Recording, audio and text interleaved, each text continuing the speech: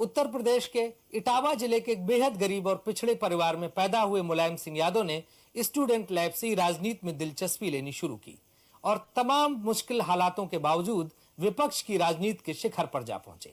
Graduation के बाद इतिहास के टीचर की नौकरी करने वाले मुलायम सिंह राजनीति के इस मुकाम तक कैसे पहुंचे, आइए देखें रूबरू के इस भाग में।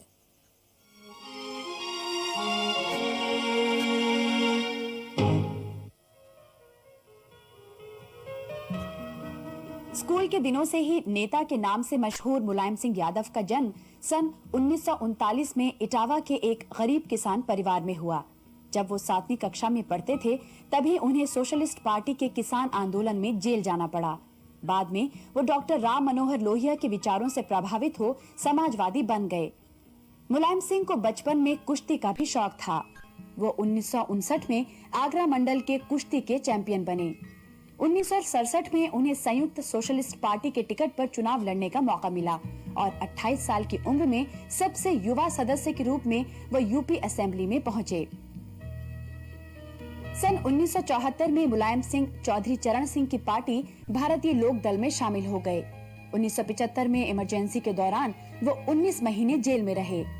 1977 में जनता पार्टी के टिकट पर चुनाव जीतकर फिर असेंबली में आए, लेकिन 1980 का असेंबली इलेक्शन वो हार गए।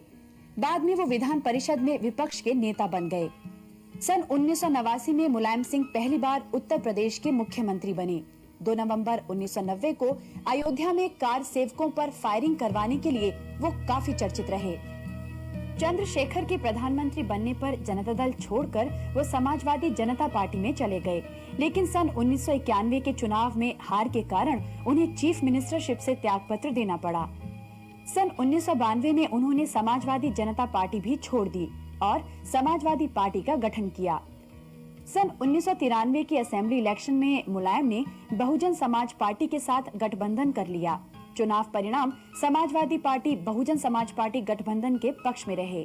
लिहाजा 4 दिसंबर 1993 को मुलायम सिंह यादव एक बार फिर उत्तर प्रदेश के मुख्यमंत्री बने, लेकिन धीरे धीरे कांशीराम से उनके रिश्ते बिगड़ने लगे और मुलायम सिंह की सरकार गिरवाकर कांशीराम ने 3 जून को बीजेपी के सपोर्ट से मायावती को मुख्यमंत्री बनवा दिया।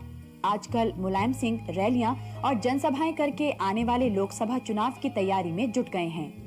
मुलायम सिंह जी सुना आप पहलवान थे और कुश्ती लड़ा करते थे। ये कुश्ती लड़ते लड़ते फिर राजनीति में कहां से आ गए? उस वक्त तो स्वर्गीय नत्थू सिंह विधायक थे। उन्होंने कहा मैंने बहुत नाम सुना है, तुम कुश्ती हमको दिखा दो।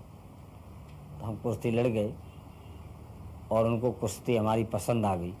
उसी दिन से वो हमसे प्रभावित हो गए और आगे चल करके उन्होंने ही अपने मन से मुझसे कहा कि अब मेरी जगह आपको चुनाव लड़ना पड़ेगा। हम चुनाव लड़े, उन्होंने लड़ाया और 1967 में पहली बार हम विधायक बने। आप 8 बार एमएलए एमएलसी रह चुके, अब लखनऊ छोड़कर दिल्ली क्यों नहीं आ जाते नेशनल पॉलिटिक्स में?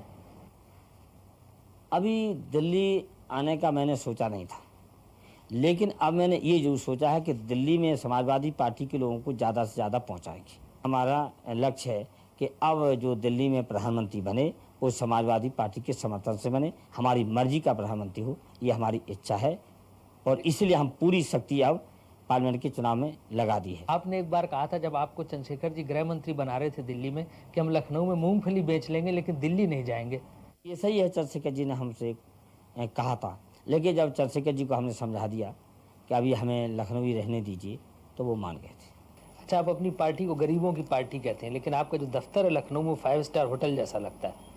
अब समाजवाद के माने ये तो नहीं कि गंदगी रखना चाहिए, तो अगर साफ सुथरा बना दिया है दफ्तर तो क्या हम उसमें बैठेंगे? वहाँ तो गरीब ही लोग आएंगे, तो गरीबों को भी कभी कभी अच्छी इमारत अगर मिल जाए तो क्या बुरा है।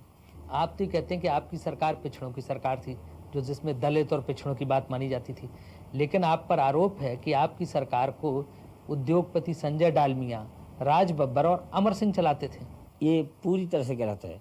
जहाँ तक कि संजय डालमिया का सवाल है, वो हमारी पार्टी के कोषाध्यक्ष भी हैं, राष्ट्रीय पार्टी के, समाजवादी पार्टी के राज्यसभा के सदस्य भी हैं, लेकिन उन्होंने सरकार चलाने में कोई कहीं दखल नहीं दिया।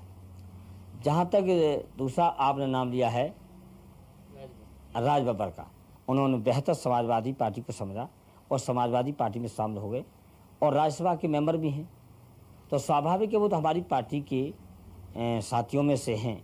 लेकिन उन्होंने भी इस सरकार में दखलंदाजी का कोई काम नहीं किया। अगर ये मान भी लिया जाए कि राज बब्बर और संजय डालमिया का इसमें हाथ था, तो क्या गलती थी? जब मुलायम सिंह जी की राजनीतिक मुसीबत का वक्त था, जब बड़े बड़े दिग्गज और महारथी उनका साथ नहीं दे रहे थे, संजय डालमिया ने कंधे से कंधे मिला के उनका साथ दिया। राज बब्बर ने उनकी जनसभाओं में और हर जगह उनके साथ राजनीतिक सहयोग और सहकारिता की बात रखी। आजकल सुना आप अपर कास्ट के लोगों को खुश करने की कोशिश में सभाओं में बैकवर्ड से हाथ उठाते हैं कि अपर कास्ट के लोगों को गाली नहीं देंगे। हमारी साफ राय है और समाजवादी पार्टी की नीति है, अगर हिंदुस्तान की राजनीति करनी है तो सबको लेके चलना है। इसलिए हर समय हम कहते हैं कि जो हमारा सहयोगी दल था वो गाली जरूर देता था ऊंची जात को, लेकिन हम उसी समय ऊंची जात का सम्मान देते थे। और इसलिए बहुत ही शायद मन में बहुजन समाज पार्टी लोगों को इस बात से परेशानी थी कि जो मुख्य पोस्ट हैं और की पोस्ट हैं सरकार में वो ऊंची जात के पास क्यों हैं।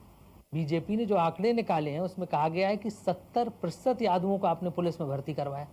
इससे ज़्यादा झूठ कोई हो नहीं सकता। 70% यादव थे और मंडल आयोग की सिफारिश लागू क्यों की गई?